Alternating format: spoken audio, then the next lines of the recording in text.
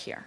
It does seem inconsistent to tell taxpayers, we might share the information you give us with the Department of Justice, and then to later tell them we're not going to share the information you give us with anybody. Why isn't that a problem?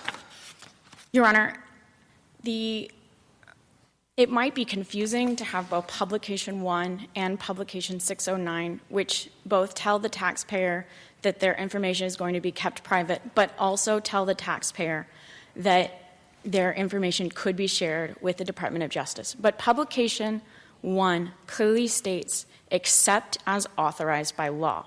So when you put the two publications together, the exception in Publication 1 with the rule and with the explicit language of Rule 609, it should not be clear. And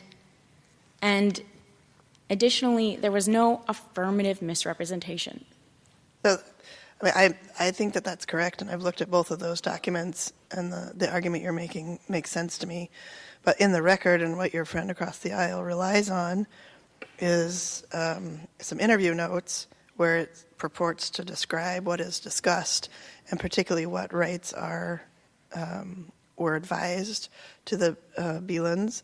And there, that document says, and I quote, IRS will not disclose to anyone the information you give us. That seems sort of categorical. So I come back to sort of what's the government's argument in terms of what we should make of that particular document? In